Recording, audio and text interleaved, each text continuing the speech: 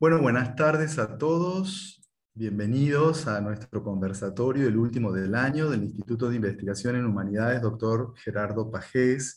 que pertenece al Colegio Preuniversitario del Colegio Nacional de Buenos Aires, perteneciente a la Universidad de Buenos Aires. En ese ámbito bastante particular, que tiene que ver con un instituto que funciona dentro del colegio, es que habilitamos estos encuentros con especialistas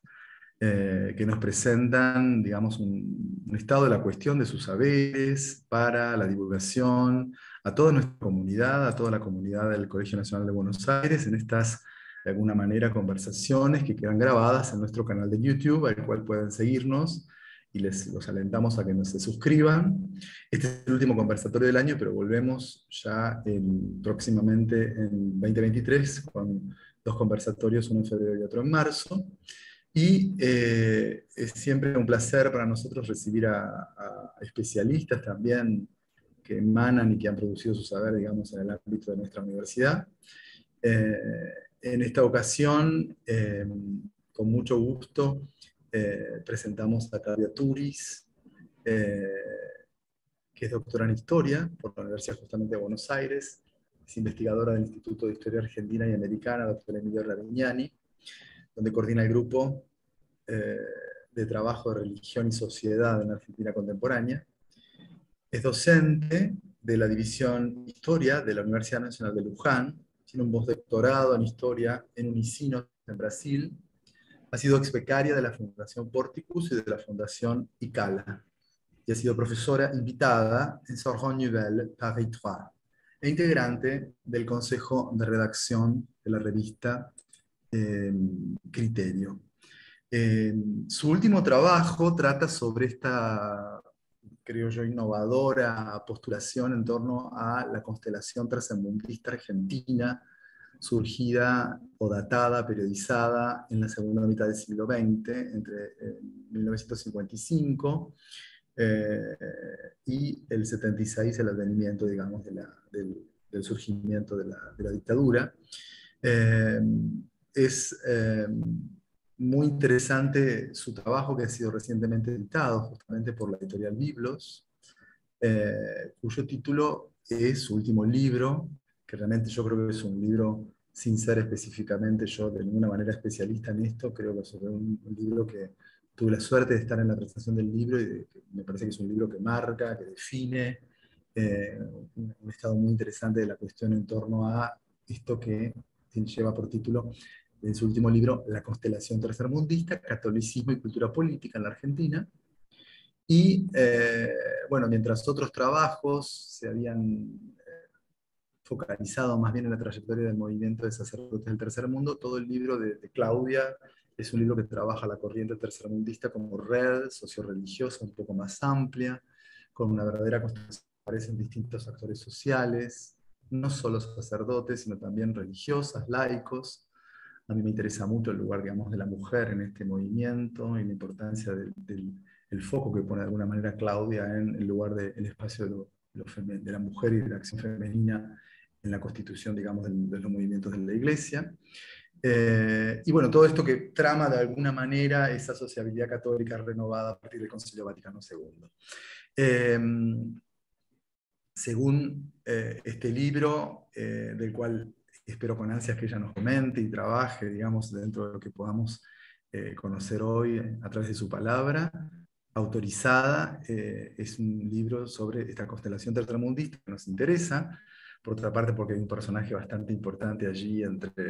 digamos, nombrado, por supuesto que es el padre Mujica, cuya pertenencia, digamos, al Colegio Nacional de Buenos Aires es indudable, ¿no? Es esta constelación que recibió un influjo teológico de la pastoral popular, de la teología del pueblo, que fue la versión argentina de la teología de la liberación. En esta clave, entonces, culturalista, es que surge de alguna manera todo ese movimiento que ella también va a datar, que tiene que ver con el surgimiento de los curas villeros tan interesantes, y luego hoy, a la luz de la contemporaneidad, una figura que no podemos eludir, que es la figura del Papa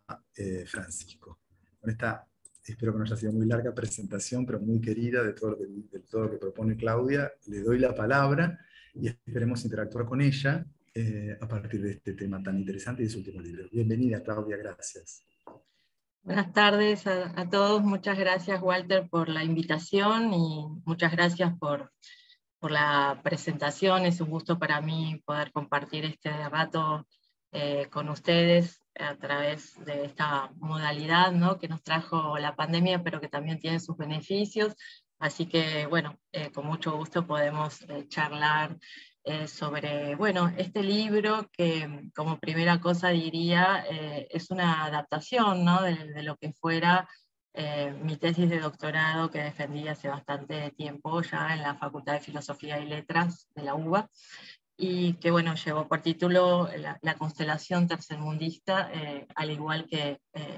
el libro, que, bueno, también en tiempo de pandemia estuve retrabajando, actualizando, y bueno, y creo que el esfuerzo valió la pena. Bueno, justamente como vos comentabas, un poco tomando la presentación de la solapa del libro, cuando yo empecé mi investigación, y esto es bueno, fue una investigación de largo aliento, ¿no? Me llevó más de una década de trabajo en archivos, de trabajos de relevamiento de prensa en las distintas hemerotecas de la Biblioteca Nacional o de la Legislatura de Buenos Aires. También realicé muchas entrevistas a protagonistas muy importantes de aquellos años, entrevistas que, bueno, hoy tal vez cobran una dimensión mayor porque son personas que ya han fallecido, muchas de ellas, de manera tal que haber podido recoger estos testimonios creo que no solamente fue valioso para mi propia investigación, sino que puede servir de insumo para trabajos con posterioridad, ¿no?, a proseguir de parte de los colegas. Efectivamente, cuando yo empecé mi investigación, con lo que me encontraba era, por un lado, con un vacío historiográfico en relación al trabajo histórico vinculado al tema de la Iglesia en los años 70, a diferencia de lo que pasaba, lo que había pasado en los años 80, que era el gran interés que había despertado el tema de las Fuerzas Armadas, ¿no? Creo que todo fue un poco por ese lado, y el tema de la Iglesia, si bien se decía, ¿no?, que la Iglesia había sido cómplice de la dictadura o que había tenido un papel eh, eh, crítico en los años 70, en realidad estaba todo por investigar, ¿no? Y bueno, y ese también fue un desafío para varios de los investigadores que en ese momento, bueno, éramos jóvenes, que estudiábamos allí en la facultad, y empezamos un poco de cero, digamos, a recorrer toda esta segunda parte del siglo XX, por eso el libro parte de 1955, porque, digamos, el gran aporte que había hasta ese momento era el libro de Lila Caimari, que fue mi directora de tesis sobre Perón y la Iglesia Católica, que es indudablemente el mejor libro, el más completo que se ha escrito sobre la relación del peronismo con la Iglesia, pero a partir de allí eran todos trabajos muy acotados, y eran más bien como pinceladas, como impresiones, y realmente el desafío era ponernos a investigar en serio. Y entonces estos primeros trabajos, que en algunos casos fueron monografías o tesis de licenciaturas, también de la propia facultad, eran trabajos referidos exclusivamente al movimiento de sacerdotes para el tercer mundo, que sin duda, bueno, fue un colectivo de sacerdotes que un poco al calor de lo que se estaba dando en la Iglesia a partir de los años 60, ¿no?, con motivo del Concilio Vaticano II, y con motivo de la reunión del CELAM en Medellín, Colombia, surge toda esta línea de liberadora, o de lo que se llamó la Iglesia de los Pobres, o de Opción por los Pobres. Y esto, bueno, significó para el caso argentino que inmediatamente se constituyera este colectivo sacerdotal, donde va a haber algunas figuras así como muy, hoy diríamos muy mediáticas. Creo que podemos trasladar esa categoría, digamos, también para una figura como el padre Mujica, que por cierto lo era porque estaba muy presente en los medios, era invitado recurrentemente a programas periodísticos, de debate, frecuentó los ámbitos universitarios, pero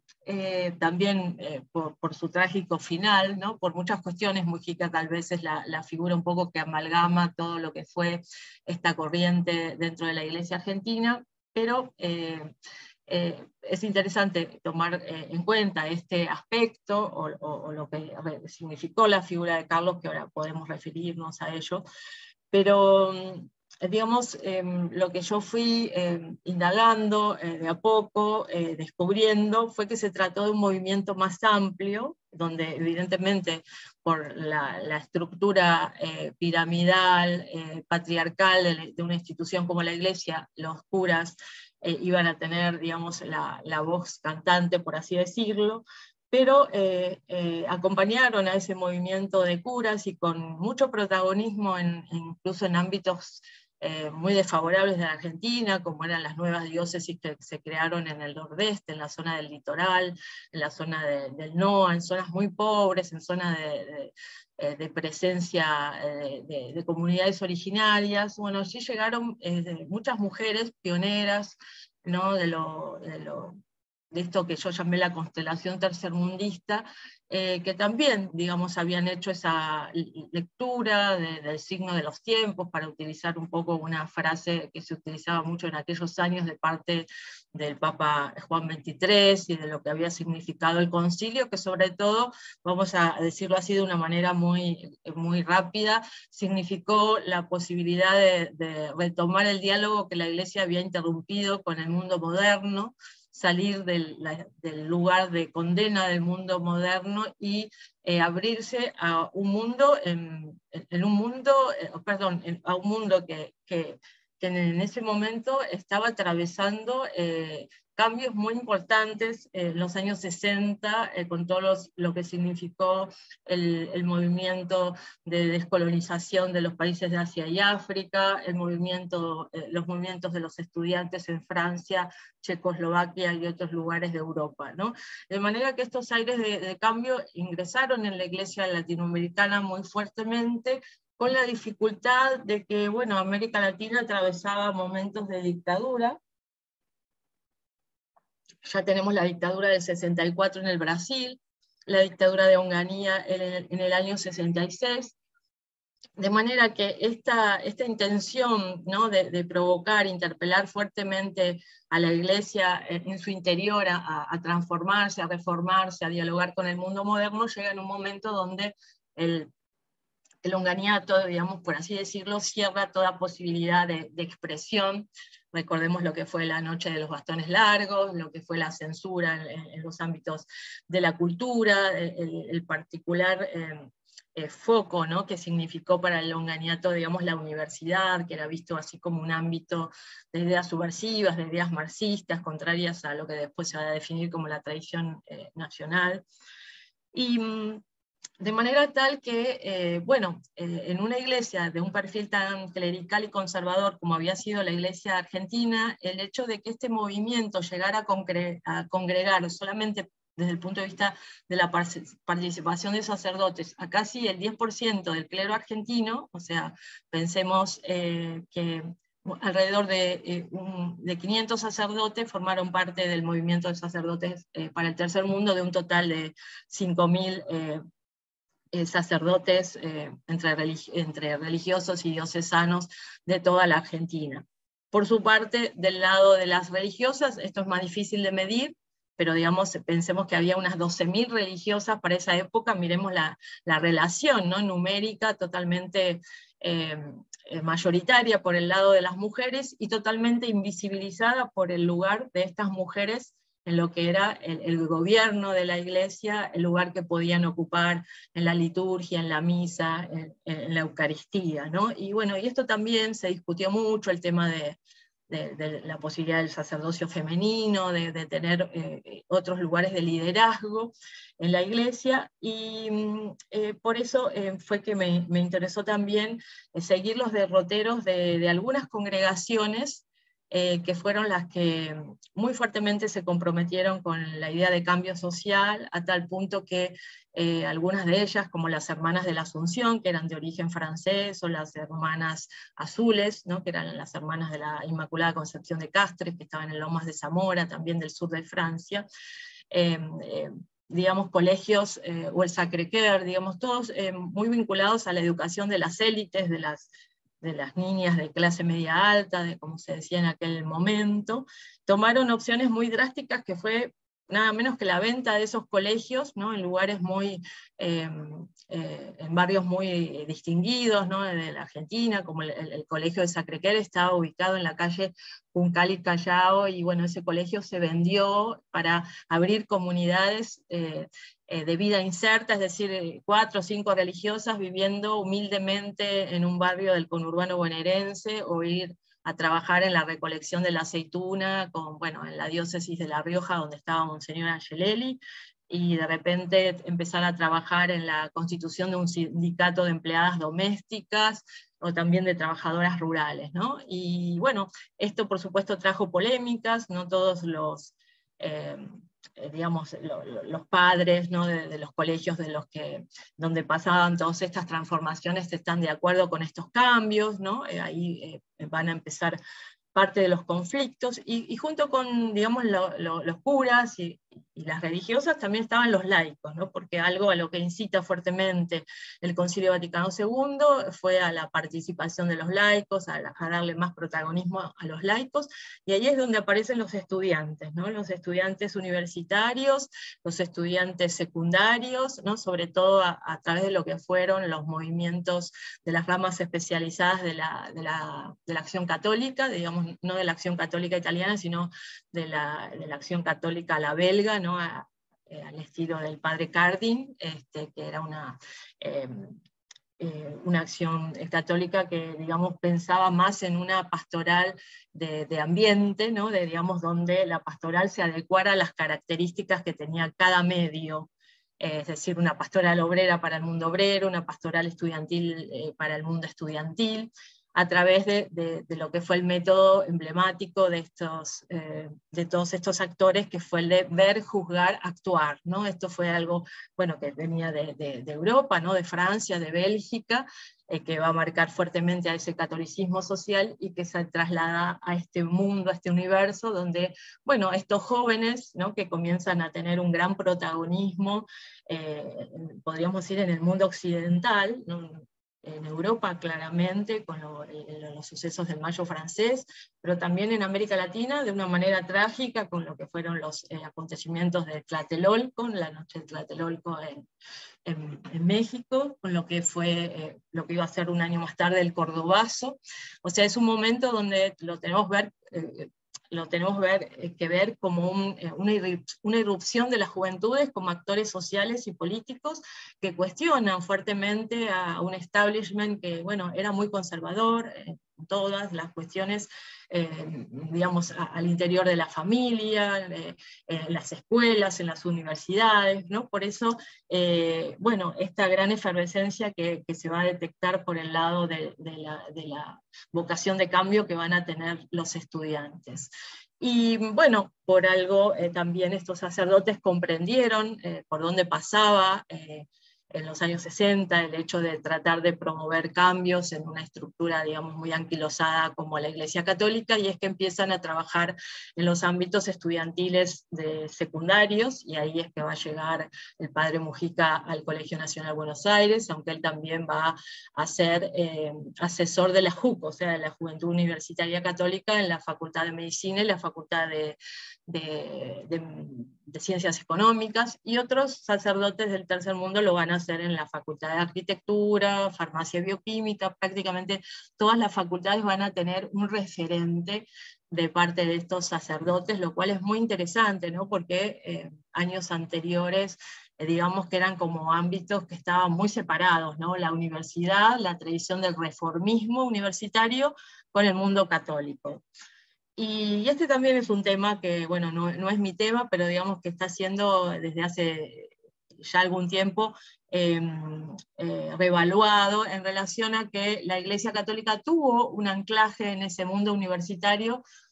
mucho más fuerte de lo que se piensa, y de hecho a principios de los años 60 no eran los movimientos reformistas los que tenían la representación mayoritaria de los centros de estudiantes universitarios de la Argentina, sino que lo tenía el humanismo cristiano, ¿no? Estos humanistas cristianos que se referenciaban en lo que había sido la figura de Jacques Maritain, digamos, y su digamos, su proyección fuera de Francia, digamos al último Maritain, ¿no? Al Maritain justamente más democrático, más en diálogo justamente con las ideas modernas, ¿no? El primer Maritain, que era un Maritain intransigente. Y bueno, y esto es interesante para dar cuenta como de estos cambios y de estos desplazamientos, y también en el momento en que se produce el debate, ¿no? Por la cuestión del decreto que había dejado firmado Atilio de Loromain, el ministro de la Revolución Libertadora, respecto de la posibilidad de que se crearan universidades universidades privadas. Bueno, ya en la época de Frondizi se va a dar lugar a este debate entre la laica o la libre, y bueno, en ese momento la libre era sobre todo la católica, porque las dos universidades que se van a fundar primero son la Universidad Católica Argentina y la Universidad de El Salvador. Entonces, bueno, es un poco desde ese lugar que también hay que entender cómo se van a inaugurar estos diálogos entre los universitarios, ¿no? Y el mundo católico. Y también... Te quería sí. preguntar, perdóname, en el momento que ocurre esa incursión, ¿cómo piensa la cúpula, digamos, eclesiástica? ¿Cómo ve la incursión de estos curas, digamos, en sus relaciones así, o intermediaciones, introduciéndose en el mundo de la secundaria y de la universidad? Es una pregunta que, digamos, porque bueno, ahí habría como decimos en francés, un decalage, ¿no es cierto? Una diferencia, creo, muy grande entre el trabajo de campo que estaban haciendo esos curas villeros, luego tildados, no sé si de curas subversivos, o no sé, o algunos de ellos como curas subversivos, en esos años tremendos antes de la dictadura, y cómo lo ve la iglesia, digamos, la cúpula, ¿no? Sí, bueno, es el resultado como de un proceso donde se van produciendo cambios acelerados, y cuando se producen esos cambios acelerados es que, digamos, la jerarquía que al principio, digamos, apoya esta participación en estos ámbitos, después cuando ve que, digamos, los estudiantes van tomando vuelo propio, o que estos asesores se muestran muy influyentes y dan a conocer documentos donde, bueno, se cuestiona fuertemente a las dictaduras o a las clases terratenientes o al capitalismo, bueno, la jerarquía se va a poner mucho más a la defensiva, pero es interesante tener en cuenta que tal vez, o sea, para llegar al trabajo en los ámbitos populares, primero se propusieron llevar este trabajo a cabo en las universidades, en los ámbitos estudiantiles, ¿no? Y a su vez convencer a este mundo de los estudiantes que era importante tener un diálogo con el mundo de lo popular y una presencia en el mundo de lo popular, ¿no? Entonces, primero se establece un diálogo que, bueno, algunos dirían fue un diálogo de sordos, no estoy tan segura, o sea, esto se produce también en Europa, en Italia, en Holanda, en distintos países, lo que se llamaron los diálogos entre católicos y marxistas, que en Argentina se va a llevar a cabo en la Facultad de Filosofía y Letras, donde va a estar justamente por el lado católico invitado el padre Mujica, o sea, que iba a todas partes, ¿no? Era una figura o sea, que convocaba, digamos, que daba un poco el perfil del cura moderno, y un profesor del área de filosofía, que fue profesor Conrado Eger Lanz, que daba filosofía antigua y filosofía medieval en la facultad durante muchos años, y bueno, y dos representantes por el lado del partido, Fernando Nadra y Juan Rosales por el lado del Partido Comunista, ¿no? Entonces, bueno, es a partir de ese entonces que comienzan un poco a romperse estos compartimentos estancos que durante décadas habían significado el mundo del mundo, digamos, secular, por así decirlo, y el mundo de los clérigos, o el mundo que venía del espacio católico. Y, y bueno, es justamente en estos mediados años 60 cuando el padre Mujica, por ejemplo, invita a varios estudiantes, unos cuantos de ellos lo relatan en distintas entrevistas, a hacer una experiencia de misión en Tartagal, en uno de los lugares más pobres de la Argentina, y donde, bueno, estos estudiantes, adolescentes, ¿no? De menores de 18 años, la mayoría de ellos, los que fueron, sufrieron como un impacto muy, muy fuerte, ¿no? Por el hecho de conocer una realidad social tan favorable, y por otro lado, haber tenido un mediador o un intérprete tan duro en ese momento como el padre Mujica, en el sentido de interpelarlo fuertemente, ¿no? No digo de hacerlo sentir culpable por su condición de clase, por su condición de jóvenes que podían participar de un colegio, digamos, con las características del Nacional Buenos Aires, pero en cierta forma que experimentaran algo así como una sensibilidad antiburguesa, ¿no? Y poder hacer una especie como de autocrítica o de mea culpa, o de pensar en qué podían hacer ellos como jóvenes del mundo de los años 60 respecto de esas injusticias sociales tan flagrantes que existían en América Latina y concretamente en la Argentina, ¿no? Y es un momento donde el padre Mujica también está muy influenciado por lo que había sido un suceso que había pasado hace muy poco tiempo, que había sido digamos, la muerte del padre Camilo Torres, que había sido un sacerdote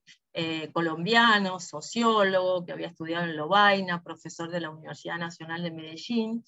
quien, bueno, va a ser uno de los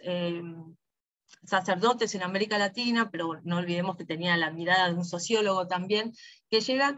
más tempranamente a una conclusión muy drástica y muy contundente respecto que en América Latina no iban a servir las recetas liberales que habían fracasado, ni las autoritarias, ni las desarrollistas, sino que la única forma de cambiar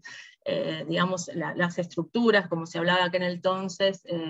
de dominación que padecía América Latina, era a través de un cambio violento, ¿no? A través de una revolución, ¿no? Bueno, y un lema que va a quedar muy asociado a su figura es: el deber de todo cristiano es ser revolucionario, y el deber de todo cristiano es hacer la revolución, ¿no? Y este lema lo va a tomar aquí en Argentina un ex seminarista que se llamó Juan García Lorrio, un ex seminarista de la diócesis de San Isidro,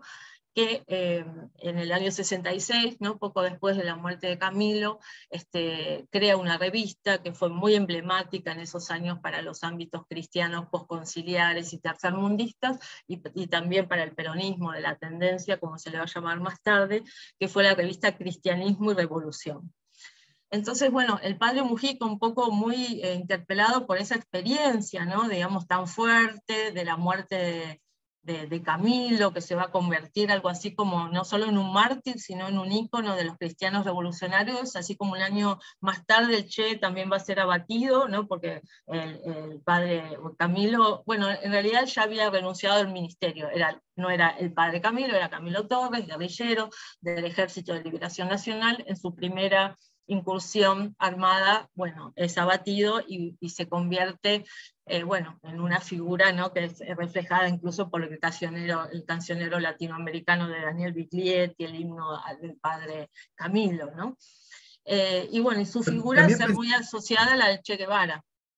No, también pensaba, con esto que decís, también el origen un poco burgués del padre Mujica, pienso, ¿no? Esa idea un poco de abolengo, un poco, o donde había nacido, en el Palacio de los Patos, y esta idea de que el padre había sido conservador, después había sido, creo, ministro de Frondizi,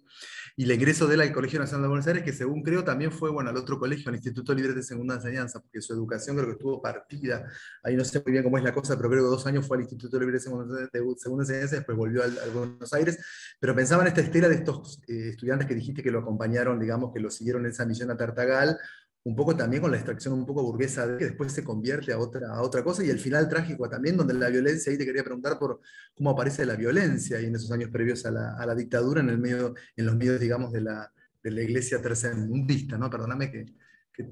te haga te corte un poco el No, no, discurso. es una pregunta, digamos, muy, muy importante. O sea, bueno, curiosamente el padre Camilo Torres también era de un origen, digamos, de una burguesía acomodada, ¿no? Y bueno, y además había hecho su doctorado en Lovaina, que va a ser una universidad católica, digamos, muy asociada a lo que después va a ser la teología de la liberación. Y en el caso, bueno, de Carlos Mujica, bueno, él era hijo de quien había sido canciller del presidente Frondizi, y digamos, venía con una trayectoria política, y él, digamos, hubiera podido, al igual que Camilo, o sea, simplemente por pertenencia de clase, por relaciones, por donde había comenzado él a trabajar en la Iglesia del Socorro, ¿no? Y siendo nada menos que secretario privado del cardenal Caggiano, era el cardenal primado de la Argentina. Él, digamos, como que, bueno, va haciendo también su proceso donde se desliga, evidentemente, o sea, ese proyecto de carrera eclesiástica encumbrada personal no le interesó, y es cuando ya en el año 65 él comienza a ir a la Villa del Retiro, que estaba muy cerca del Socorro, ¿no? Primero como un trabajo desde la parroquia, después ya autónomamente crea esa parroquia de Cristo Obrero, donde él va a estar allí hasta el final, ¿no? Desde el 65 hasta el 74, que va a ser asesinado. Y bueno, y también de esta manera creo que él, bueno, de una manera sincera, creo que lo hace de una manera auténtica y sincera, pero digamos lo que nos sorprende hoy en día es cómo estos procesos de lo que llamamos nosotros los historiadores la radicalización, ¿no? de los jóvenes, la radicalización política, y en algunos casos ya abandonar el terreno de la política para pasar a la acción armada, tenía que ver, digamos, con una desilusión de lo que había significado la política en Argentina en los años 20, que bueno, podemos verla como una experiencia fallida, ¿no? Reiterados golpes desde el 30 en adelante, y bueno, estar en un momento, digamos, de bisagra en lo que era también los proyectos de cambio que se estaban impulsando en el mundo, ¿no? La idea de que, digamos, lo justo era transitar hacia el socialismo, ¿no? Hacia un mundo, digamos, donde se recuperan, digamos, ciertos valores utópicos, si querés, de la Revolución Francesa, ¿no? De la igualdad, la hermandad, la fraternidad, pero en una clave latinoamericana, ¿no? Donde se le agregaría el humanista y cristiano por el lado de los católicos, y a su vez los guevaristas lo van a hacer desde la tradición marxista, pero digamos todo esto va a estar dentro del fenómeno que se conoce como de la nueva izquierda, ¿no? Es una izquierda que, digamos, ya no se siente representada en el PC, en las directivas del PC, y además, digamos, recordemos un hecho fundamental, que es que en el 1959 había triunfado por primera vez una revolución, ¿no? En una isla pequeña del Caribe, digamos, frente a un gigante como Estados Unidos, y a partir de allí, bueno, eso fue en términos epocales y culturales, desde el punto de vista de las culturas juveniles y para los intelectuales y artistas, fundamentalmente, un impulso muy grande. Entonces se pensó que si eso había pasado en Cuba, ¿cómo no iba a pasar en un país como el Brasil, con la desigualdad también social enorme que tenía Brasil? Quizás cerrara menos para el caso de la Argentina, donde justamente todavía se debatía en el mundo de las ideas económicas si Argentina debía definirse como un país en vías de desarrollo, como prefería un Federico Pinedo, o un país del tercer mundo, ¿no? Como por ejemplo pretendía la revista Cristianismo y Revolución, o estos cristianos al estilo digamos, del padre Mujica. Porque quiero decir, lo notable de la Argentina fue el surgimiento de un grupo, digamos, guerrillero, o grupos guerrilleros, que en realidad van a ser las guerrillas urbanas más grandes de América Latina. O sea, no tiene nada que ver con la teoría del foco, ¿no? Que había traído el Che Guevara junto con Regis Debray para aplicar en América Latina, donde ciertamente había realidades muy numerosas, donde había un predominio campesino y rural en la sociedad, pero uno hoy en día, ¿no? Con nuestros ojos, lee las revistas de Cristianismo y Revolución y se sorprende si efectivamente están describiendo lugares de la Argentina o lugares, digamos, que no sé, que estaban pasando en ámbitos muy alejados, donde no había urbanización, modernización, alfabetización, y por cierto, eso en las grandes ciudades de la Argentina de los años 60 estaba resuelto. De hecho, si miráramos cuál era el índice de pobreza de la Argentina en los años 60, hoy nos sorprenderíamos, ¿no? Pese a eso, sin embargo, había como una convicción de que la única forma de cambiar esto, y por otro lado estaba el tema de la proscripción del peronismo, estos Pero jóvenes van a pensar que te la quería única preguntar, posibilidad es a través de la acción armada. no, te quería preguntar la figura de Perón también ahí, porque justamente en estos días que se está celebrando un poco del retorno de él de Europa, y ahí cambia un poco las cosas, su retorno, digamos, modifica, y cómo llega eso también a los movimientos, digamos, cristianos. ¿Eso también altera el regreso de Perón? ¿O te parece que es un actor fundamental que modificó todo esto? ¿O aceleró, digamos, el camino Bueno, hacia... digamos que así los integrantes de la constelación tercermundista, o sea, se van a sentir interpelados por la figura de Perón, al igual que buena parte de la sociedad argentina. Tal vez el elemento a considerar era que estos jóvenes, ¿no?, que se declaran peronistas en su que me estoy refiriendo a los fundadores de Montoneros, y que cuando asesinan a Aramburu, dan a conocer un documento muy estremecedor, ¿no?, donde, bueno, un poco eh, eh, se dicen peronistas, pero también es evidente en ellos que hay una educación católica, ¿no? Porque también terminan con una referencia a algo como que Dios se apiade de su alma, una cosa así, ¿no?, muy, muy tremenda para los que eran católicos, pero de ninguna manera hubieran pensado que bajo estas ideas del catolicismo postconciliar, estos jóvenes podían hacer una interpretación, digamos, tan extrema. Y Perón, evidentemente desde el exilio, bueno, analizaba digamos, en un largo placismo tal vez su regreso a la Argentina, también se ve sorprendido un poco por esta incursión de estos jóvenes que se declaran peronistas, pero quiero decir, jóvenes que ellos no habían vivido la experiencia de lo que significó el peronismo, y cuando fue la revolución del 55, muchos de ellos eran chicos. Entonces, lo que se va a dar es un fenómeno de peronización de las clases medias en Argentina, eh, un poco por la cuestión del hecho de que estuvieran obturadas todas las vías de participación política, pero también porque hay una valorización diferente del peronismo y en cierta forma equivocada respecto también de los mensajes que llegaban de parte de Perón, ¿no?, con relación bueno, también hacer una especie de autocrítica de lo que había sido en su momento el conflicto con la Iglesia. Por otro lado, Perón citaba frases de Mao, de Che Guevara, bueno, decía que el mundo iba hacia el socialismo, ¿no? Entonces, bueno, esto era evidentemente algo que, bueno, comenzó a impregnar todo este mundo en ebullición muy fuerte, y donde, bueno, sobre todo esta resistencia, esta lucha contra la Revolución Argentina se va a plasmar muy fuertemente en lo que fue el Cordobazo, y a partir de allí, del 69 al 73, es que van a cobrar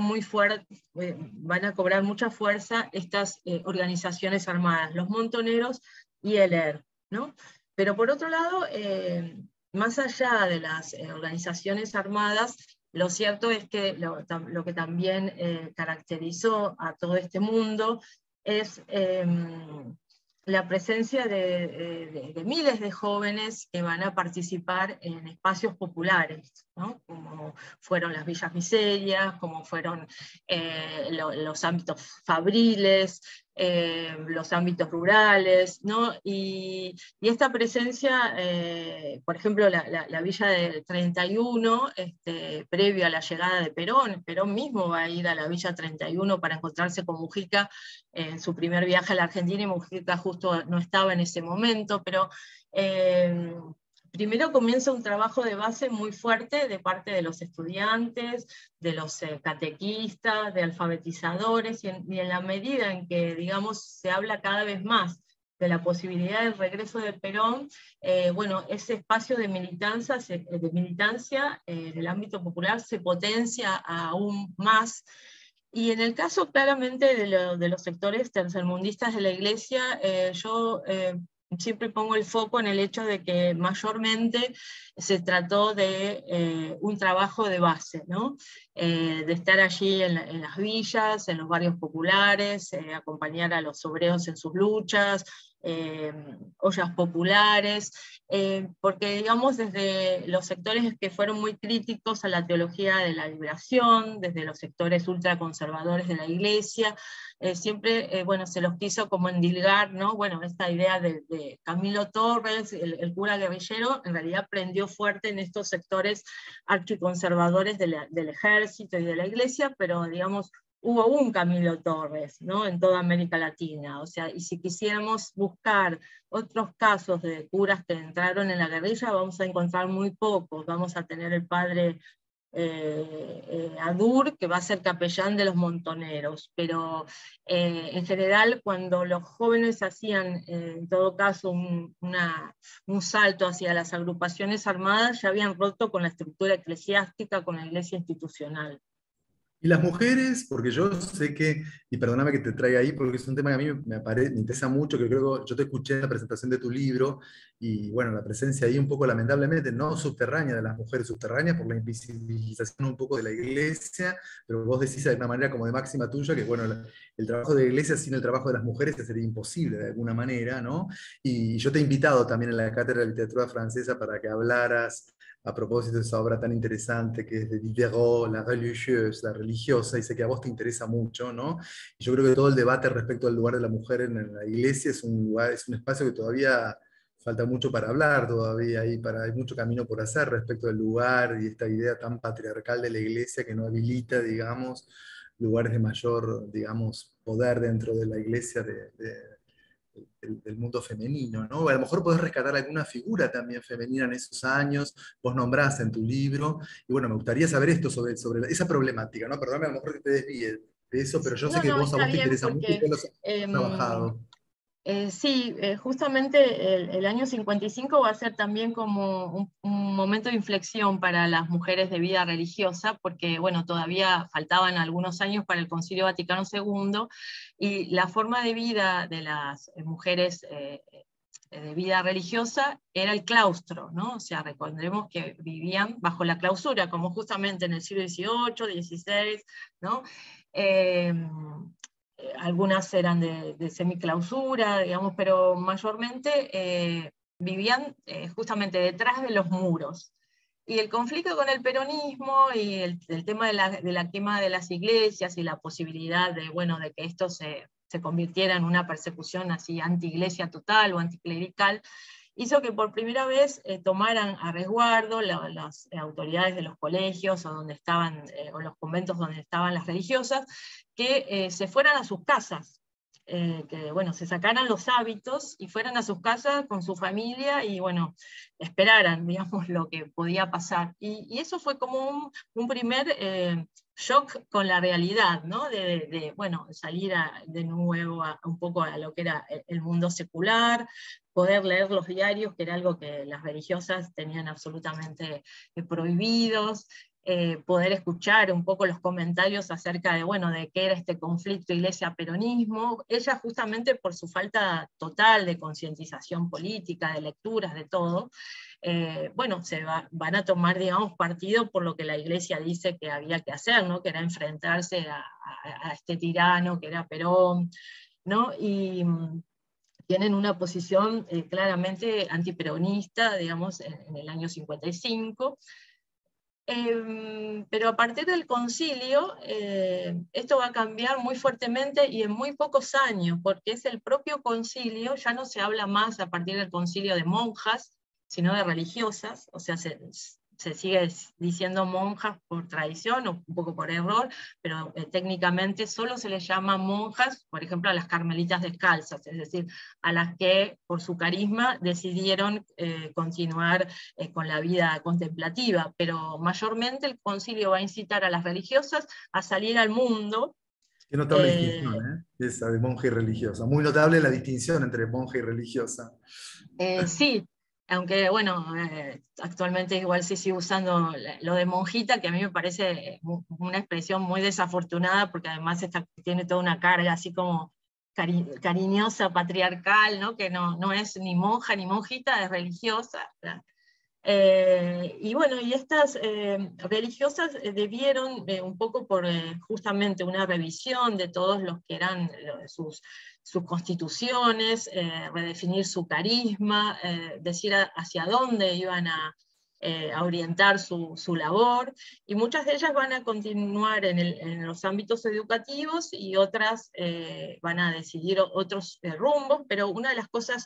también muy impactantes para la vida de las religiosas era el tema de que, por ejemplo, podían alivianar el hábito, que eso era podían, no debían alivianar el hábito, lo cual era prácticamente un imperativo, y algunas creyeron que, digamos, más que ya alivianarlo, estaba bueno quitarlo, y bueno, vestir muy discretamente, ¿no? Con algún tipo de cruz o algún símbolo religioso, pero sin el hábito. Y esto generó muchos debates al interior de las propias religiosas. Bueno, las más jóvenes rápidamente entraron un poco en esta vertiente de cambio, pero las que eran de mayor edad les costó mucho hacer todos estos procesos. De hecho, se resistieron interiormente,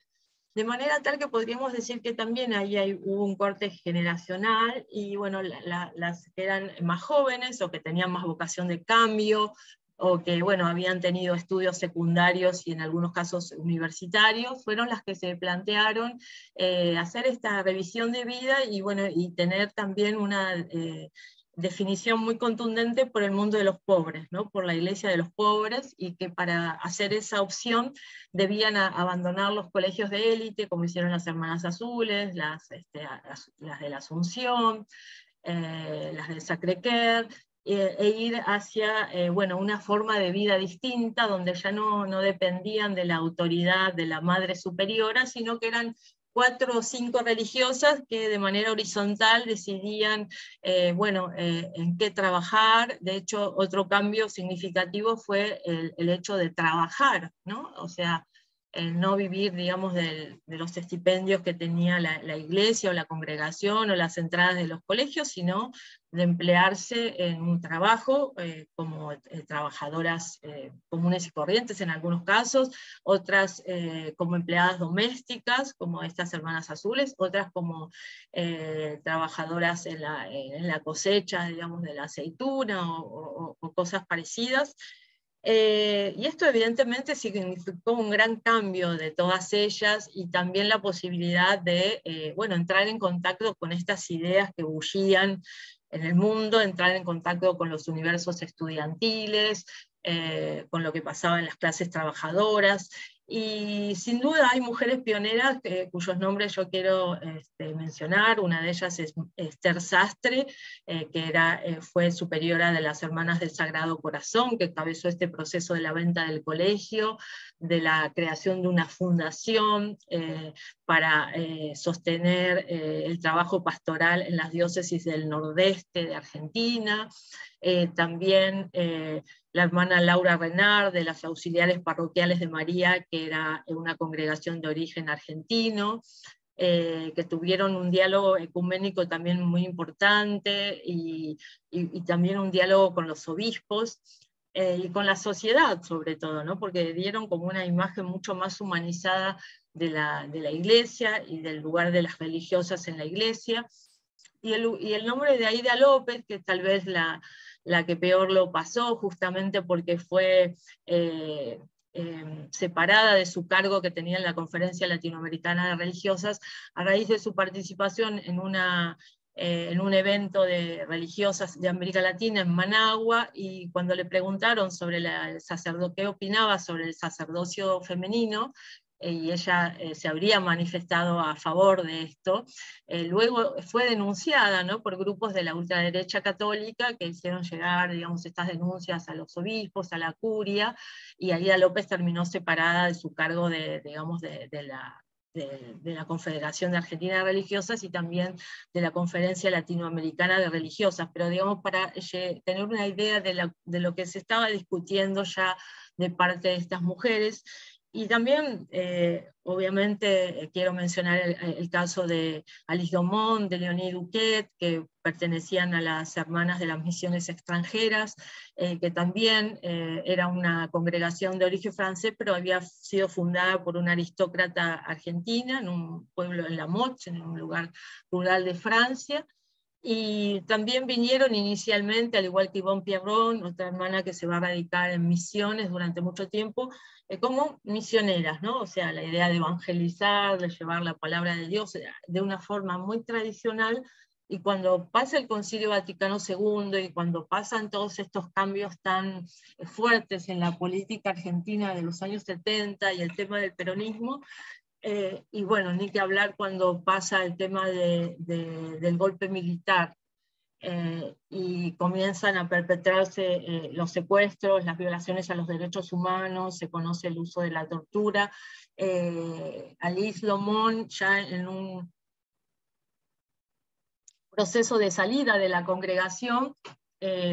estaba ella participando como trabajadora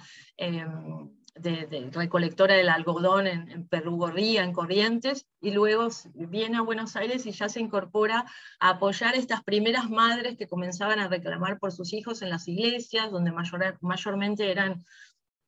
expulsadas, y donde solo en el espacio de la iglesia de la Santa Cruz estas mujeres van a encontrar un espacio allí. Y en el 8 de diciembre de 1977, perdón, cuando tenían la intención de sacar una solicitada pidiendo la aparición con vida de una serie de personas que allí eran familiares de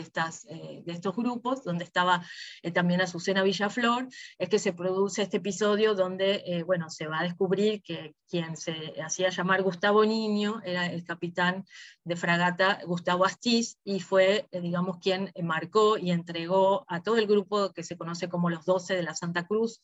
que tristemente pasaron por la ESMA, entre ellas Leonie y Alice, que fueron cruelmente torturadas, y esto se conoce por otros prisioneros que tuvieron en la ESMA, y terminaron en los tristemente célebres vuelos de la muerte. Hace pocos años se recuperaron los restos de Azucena Villaflor, de Leonie, pero los restos de Alice, Alice, no, no está no bien. todavía, ¿no? Y el espacio justamente de la Santa Cruz es un lugar de memoria muy interesante para visitar, porque hoy en día no solamente están los lugares donde, digamos, los restos de estas mujeres y de estos familiares de desaparecidos, sino también hay una coherencia, ¿no? También de parte de esta comunidad de origen pasionista, irlandeses, eran estos sacerdotes que apoyaron fuertemente el movimiento de derechos humanos, que también tenemos que reconocer, tiene que ver con los espacios religiosos. Quiero decir, no solamente la Iglesia fue la Iglesia que apoyó a la dictadura, sino que la Asamblea Permanente por los Derechos Humanos y el Movimiento Permanente por los Derechos Humanos, el MED, nace en un espacio de sociabilidad religiosa ecuménico entre la Iglesia Católica y la Iglesia Metodista, y en el caso de la Asamblea Permanente también tenemos que reconocer la participación del rabino Marshall Mayer del movimiento de Betel, ¿no? De Buenos Aires, y también desde sus espacios religiosos se defendieron los derechos humanos.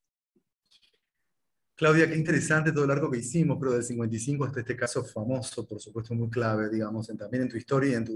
tu investigación, que tiene que ver con las monjas francesas, obviamente que debe ser un punto crucial de eso para todo lo que has trabajado. Un placer siempre escucharte, realmente siempre estoy admirado de todo lo que sabes, me pasó increíblemente con el libro, me pasó también con la presentación del libro, que tuve la suerte de ir y estar acompañando ahí tu presentación, que fue tan interesante como esto este paneo que nos diste hoy, a veces lamentando no estar tampoco a la altura de tu conocimiento como para hacerte a lo mejor preguntas que si algún especialista te escucha de decir, bueno, qué momento desperdiciado, pero yo lo vivo como un momento muy interesante de divulgación de esto que es tu trabajo sobre esto tan interesante que llamaste la constelación tercermundista. Así que bueno, Muchas agradecer. gracias, Walter. No, agradecerte a vos y bueno, decirte que bueno,